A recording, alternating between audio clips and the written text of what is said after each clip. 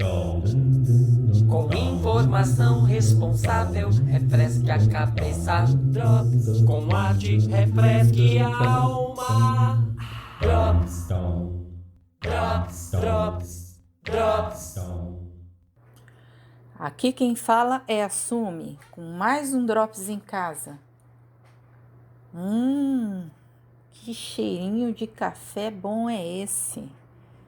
Café com pão, café com pão, café com pão. Vixe Maria, o que foi isso, maquinista? Agora sim, café com pão, agora sim, voa fumaça, corre, cerca, ai seu foguista, bota fogo na fornalha, que preciso, muita força, muita força, muita força. Ligando o podcast da semana, estimulando a mente sem deixar de relaxar. Drops. Hoje temos dois convidados especiais. José Faustino de Almeida Santos, graduado em História e Geografia e doutorando em Educação. Professor da Rede Básica de São Paulo e do Centro Universitário Barão de Mauá. E Guilherme Lima de Araújo, graduado em História e especialista em História, Cultura e Sociedade, atualmente professor do ETEC. Drops. Olá para você que nos escuta nesse momento. Nesse podcast, vamos tratar da importância do ensino de história no contexto da pandemia do Covid-19. Eu sou o José Faustino e vou contar com a participação do professor Guilherme de Araújo. Meu convite para o Guilherme se deu em função de um artigo que ele publicou em um jornal de Orlândia, intitulado O Inimigo Invisível, no qual ele fez um esforço típico do docente de ajudar um público não iniciado na ciência histórica a pensar sobre a Covid-19, à luz de outras pestes do passado. Bem, o tema é certamente atual e instigante, então, sem mais delongas, vamos começar.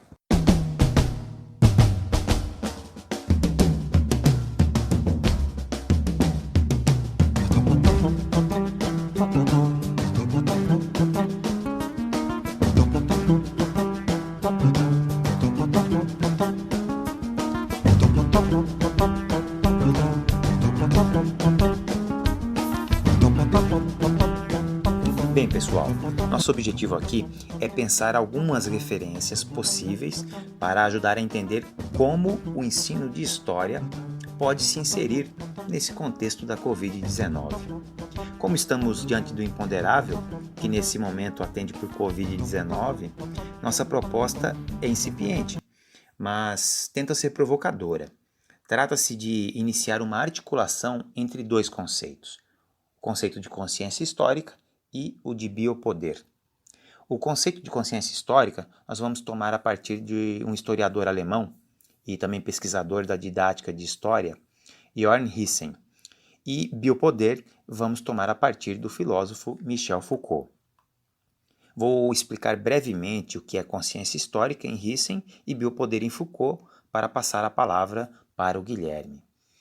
Bem, consciência histórica é, grosso modo, a capacidade cognitiva que nós temos de, a partir das carências e angústias do tempo presente, evocar acontecimentos ou lembranças do passado para compreender esse presente, tanto em relação ao que está ao nosso redor, ou seja, o nosso cotidiano, quanto o que está dentro de nós, a nossa identidade. Isso nos permite, então, projetarmos o futuro, ou seja, tentar entender o que devemos fazer à luz do passado para que o futuro que desejamos aconteça. Em suma, a consciência histórica é essa capacidade de articulação entre passado, presente e futuro, o que para Hyssen, entre outros pesquisadores, não pode ser atribuído apenas a quem tem formação em história, mas é inerente a toda e qualquer pessoa que vive, sente, reflete sobre suas experiências e as experiências de seus antepassados. Mas e biopoder? O que é biopoder? Bem, antes de falar em biopoder ou biopolítica em Foucault, é preciso compreender que, para ele, o poder não é uma coisa possuída pelas classes dominantes ou pelo Estado. Ao contrário dos filósofos do século XVIII, incluindo os contratualistas, Foucault entende que não existe o poder, o monopólio do poder, mas existe, a partir da modernidade, relações de poder em uma teia composta por micropoderes que estão difusos de forma desigual em toda a sociedade. Mesmo sendo desigual, estão presentes em toda a sociedade. Então, atenção para esse desigual. E esses micropoderes interagem de forma tensa, com constantes disputas, negociações, e faz tudo isso muito imprevisível, uma vez que eles inclusive são desiguais, né? Então você não tem uma previsão do resultado dessas relações de poder, pelo menos não tem um resultado pré-estabelecido. Então, o biopoder ou biopolítica é o exercício do poder feito a partir dos corpos. Para além de todas as outras instâncias da vida, é exercido o biopoder a partir dos corpos. Pois na modernidade, com o avanço da medicina, o que passou a ser decisivo nas relações de poder sobre a vida biológica, você teve avanços significativos. Foi na esteira disso que vieram coisas muito boas, especialmente no que diz respeito ao paradigma de acesso aos serviços de saúde. A depender do lugar do mundo que considerarmos, esses avanços foram muito significativos. Por exemplo, acesso a vacinas, as condições sanitárias, medicamentos, etc. Perceba que, nesse caso, o Estado, a partir do biopoder, passa a exercer sobre a vida, e a vida biológica especialmente, uma grande ascendência, uma grande influência. E isso, evidentemente, pode causar grandes abusos. No limite, nós temos o exemplo nazista, né? O nazismo alemão, pautado pelo darwinismo social, que fez atrocidades. Agora, uma questão incontornável é, se o Estado exerce o biopoder, como fica aquela ideia de micropoderes difusos em toda a sociedade? Aí Foucault defende que também há a chamada anatomopolítica do corpo, que está presente nas relações de poder disseminadas na sociedade em geral e na economia. Um exemplo típico, válido no século XX, é o espaço da fábrica, o que atualmente deve ser recontextualizado, evidentemente. Bem, mas agora eu vou passar a palavra para o nosso convidado especial, professor Guilherme. E aí, Guilherme, o que você nos diz sobre essas relações entre biopoder e ensino de história? Bom, respondendo à primeira pergunta quanto à consciência histórica nesse momento de pandemia, podemos pensar o seguinte: como, apesar do crescente desmérito e desvalorização pelo qual as ciências humanas vêm passando nos últimos tempos, elas ainda podem ser capazes de contribuir em um momento de crise como esse? No caso específico da história, devemos primeiro nos questionar sobre sua utilidade prática. Afinal de contas, quem nunca se perguntou por que estudamos história? Muito além de decorar datas e nomes importantes, a história nos possibilita compreender os fatos do presente à luz do desenrolar de complexos processos históricos. Como disse o filósofo italiano Antonio Gramsci, o presente contém todo o passado. Dessa maneira, podemos começar a pensar sobre como a história pode nos ajudar. Adianto para vocês que, infelizmente, não é encontrando a cura para o Covid-19 perdida em algum lugar no tempo e espaço, mas demonstrando que é possível superar esse momento de crise, que encontra muitos precedentes na nossa história. Tomemos como primeiro exemplo a peste negra, que durante a Idade Média matou cerca de um terço da população da Europa e foi causa de uma grande crise econômica no final do século XV. Fazendo um paralelo com a situação atual, estamos consideravelmente em uma condição muito mais confortável que nossos antepassados, de tal modo que temos a grande vantagem de conhecer nosso inimigo e de poder organizar uma defesa, seja pelo isolamento social ou posteriormente pelo desenvolvimento de remédios ou até mesmo de vacinas. Na Idade Média, em contrapartida, as pessoas não tinham sequer a noção do que era a peste negra, e por isso a entendiam como sendo um castigo divino ou um prelúdio do fim dos tempos. Mas cuidado, ouvintes! Aos que não são iniciados nos estudos históricos, é importante destacar que não se trata de um atraso ou ignorância dos homens daquela época. Devemos sempre tentar compreender o passado através das próprias condições e processos históricos daquela época. Caso contrário, estaremos sujeitos ao pecado mortal do historiador, o anacronismo, que, em síntese, é atribuir valores de outros tempos ao passado. Ainda nessa perspectiva, podemos dizer que o papel do historiador, caro ouvinte, é revisitar continuamente o passado, fazendo a ele novas perguntas, que, por sua vez, possibilitarão entender determinado recorte da realidade presente. Se utilizarmos como outro exemplo a questão do genocídio indígena, logo após a chegada dos europeus à América, quando uma quantidade significativa da população nativa foi exterminada por doenças, que, como dizem os historiadores, trouxeram mais dores e sofrimentos que as espadas e os crucifixos, podemos ter uma ideia da capacidade de disseminação e de destruição de um novo vírus. Como eu disse, infelizmente não encontraremos uma fórmula para curar o Covid nos livros de história, mas podemos perceber de maneira muito clara que, apesar de inédito, o Covid é mais um inimigo de uma longa lista que já enfrentamos e vencemos até aqui. É certo que cada tempo enfrenta seus desafios de acordo com os recursos à sua disposição, e no nosso caso específico, contamos com a ciência como nossa aliada.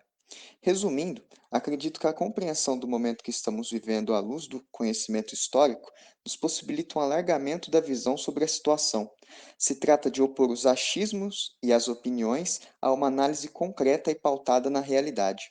Apesar das dificuldades e limitações, vencemos a peste negra.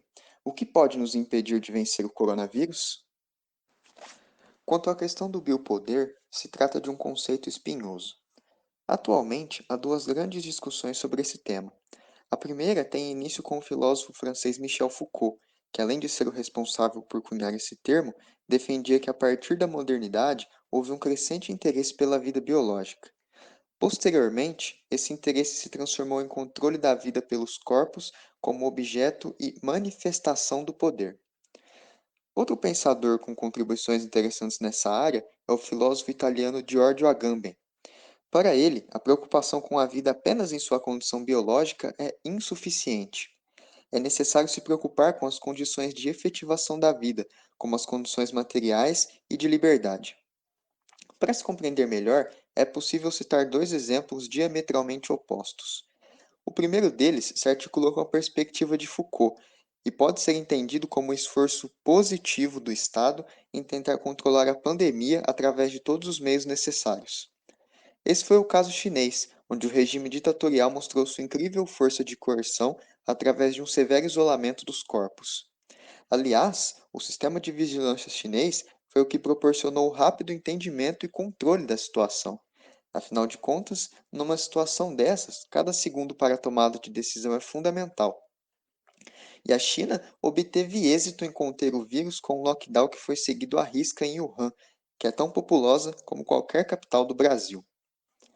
Como segundo exemplo, citemos o caso da gripe espanhola nos Estados Unidos durante os anos 1918 e 1920. É válido lembrar que naquele mundo menos globalizado, a gripe espanhola pegou carona com os combatentes da Primeira Guerra Mundial que retornavam para casa após o conflito.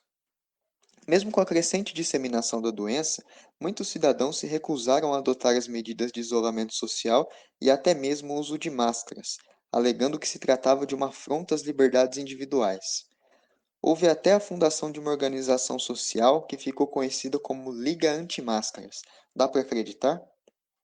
Nessa situação, a frouxidão do Estado em não manifestar seu poder através do controle dos corpos representou o fortalecimento das liberdades individuais e a importância com condições que vão muito além da vida biológica.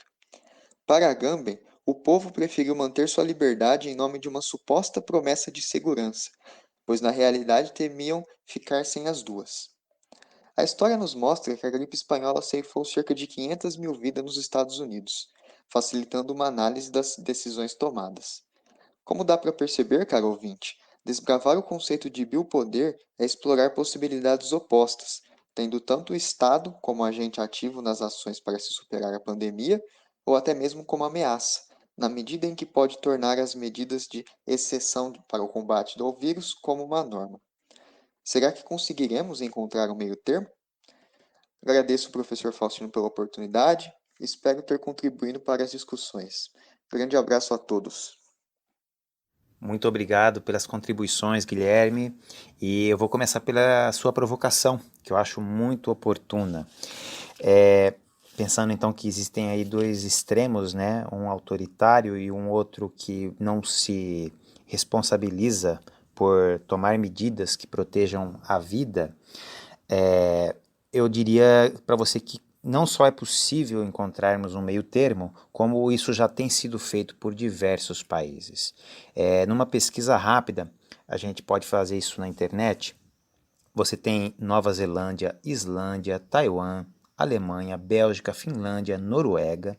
Todos esses países, por uma via democrática e republicana, têm tomado medidas que favorecem o cuidado com a vida. Esses países todos que eu citei têm um ponto em comum, que são dirigidos por mulheres e têm realmente se pautado pelo paradigma do cuidado. Então veja que esse é um exercício da biopolítica que se desenvolve pelo viés democrático e republicano, aquilo que nós poderíamos considerar mais positivo do ponto de vista do exercício da biopolítica. Então não necessariamente precisa adotar um caráter autoritário. É muito interessante você colocar o Agamben e a preocupação que ele tem com o avanço do autoritarismo, e aí a gente pode pensar, por exemplo, na Hungria, em termos de Europa. O Agamben tem razão, porque, veja, na Europa você tem um histórico, né, marcado, por exemplo, pelo nazifascismo, e existe então essa preocupação, uma consciência histórica sempre de proteger as liberdades, a necessidade de se proteger os ideais republicanos, democráticos e afins.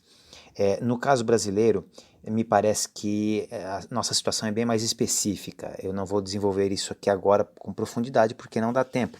Mas no Brasil, exatamente quem favorece o fim da quarentena, pede o fim da quarentena e favorece o avanço do vírus, usa o discurso da liberdade. O direito que as pessoas têm de trabalhar, de ir e vir e de não ficar em casa. Quando, na verdade, elas estão indo de encontro à morte, ao encontro da morte. E veja que, nesse caso, a liberdade que nós precisamos, a sociedade brasileira precisa nesse contexto, é exatamente a de poder ficar em casa, de ter condições financeiras, ajudadas pelo Estado, de ficarem em casa e se proteger as suas vidas. Então, existe uma contradição. No caso brasileiro, me parece que a coisa é mais específica, né? Liberdade para nós, nesse contexto, precisa ter uma outra configuração e preocupações outras diferentes da Europa. Mas esse é um outro tema, e para ir encaminhando aqui para o final, pensando na articulação do ensino da história e do contexto atual de Covid, e pensando a partir da biopolítica, da complexidade que é esse jogo, essa relação entre os poderes, os micropoderes, as relações de poderes, uma analogia muito interessante que nós podemos fazer é com a revolta da vacina. A revolta da vacina, do começo do século XX, lá de 1904, ela foi marcada por diversas características que nos ajudam a fazermos analogias com o tempo presente. Por exemplo, vou destacar umzinho para a gente ir encerrando. Aquele contexto, virada do 19 e do 20, foi marcado no Brasil, no Rio de Janeiro e em boa parte do mundo pelo ceticismo em relação à ciência. Olha que interessante, ceticismo em relação à ciência, tem muito a ver com o tempo presente isso, né? Mas tem distinções, para a gente começar a fazer aí uma analogia. Naquele momento, esse ceticismo se baseava em situações empíricas. Existiam experiências empíricas que levavam a esse ceticismo. Basta nós pensarmos que naquele momento a medicina ainda estava começando os testes com vacinas, o uso de vacinas, e ainda haviam muitas falhas, muitas reações, pessoas sadias que tomavam vacina e ficavam doentes. Então você tinha ainda quase nenhuma asepsia. Era tudo muito ainda incipiente naquele momento, nesse campo. E essa experiência junto com toda uma imposição autoritária ali no contexto da revolta da vacina, permitiu aí um cenário perfeito para uma grande revolta. Pois bem, hoje em dia, esse ceticismo em relação à ciência não se justifica do ponto de vista empírico, né? Nós temos uma medicina muito mais confiável, porém, existem outros aspectos, né, ideológicos, inclusive, a serem considerados para explicar esse ceticismo em relação à ciência na atualidade. Então veja que tem aí permanência e mudança coexistindo, né? E aí eu encerraria essa discussão sobre biopolítica no ontem e no hoje, dizendo uma outra permanência, né, que o vírus, qualquer vírus de qualquer época, ele não tem ideologia. Porém, ele se propaga segundo as condições sociais. Então não dá para entender um vírus e compreender os desdobramentos que ocorrem a partir de uma pandemia, por exemplo, sem considerar as condições sociais, as condições históricas, porque são elas que condicionam a forma de propagação deste vírus. E nesse caso, no caso brasileiro, nós não podemos então desconsiderar, para início de conversa, a questão das desigualdades, que é uma permanência histórica nossa. Então veja como que precisa haver uma articulação destas instâncias de conhecimento, de entendimento, para que o biopoder seja então compreendido, né? Essas relações de poder, elas nos permitem compreender o que condiciona a expansão ou o controle de uma pandemia. Bem, então, pensando na consciência histórica, a formação da consciência histórica, ela necessariamente, num momento como esse e diante de fatos como esses que nós temos vivido, precisa se servir aí de conceitos como de biopolítica, de anatomopolítica, entre outros, exatamente para nós compreendermos o presente, pensando nisso que tem acontecido em diversos países, poder comparar, né, o que tem acontecido em países aí como eu citei anteriormente, Islândia, Taiwan, Bélgica, etc. Pensar o passado brasileiro, a Primeira República, revolta da vacina, em que condições aquilo se deu, e comparar com hoje, né, com as nossas condições socioeconômicas e políticas, a ajuda que nosso governo poderia estar dando a toda a população mais vulnerável para que ela se protegesse, no mínimo com acesso a dinheiro para poder se alimentar, né? Afinal, esse dinheiro existe. Um país que tem 1.400.000.000.000 guardados no cofre, produto aí de superávit fiscal feito durante mais de década, tem condições de fazer isso. Então existe aí sim um elemento muito forte político, econômico, que precisa ser considerado, senão a gente não entende esse exercício de biopoder, que para muitos tem significado nada mais, nada menos do que a morte. Bem, então essa é uma discussão que está só começando, nós ainda teremos que, como sociedade, aprofundar muito esse tema. Eu agradeço as contribuições, provocações do Guilherme e agradeço especialmente a você que nos acompanhou até aqui e coloco-me à disposição para a gente pôr na roda aí essa bibliografia, esses conceitos, as referências que nós usamos e aprofundarmos essa discussão em outros momentos, em outros espaços e por outros meios. Muito obrigado pela sua companhia. Um abraço. Drops. Obrigada, queridos. Entrou por uma porta e saiu por outra. Quem quiser que conte outro podcast.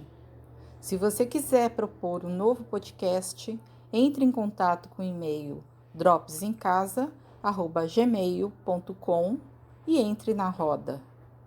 Um beijo grande e até a próxima quarta-feira, às 18h30. Drops.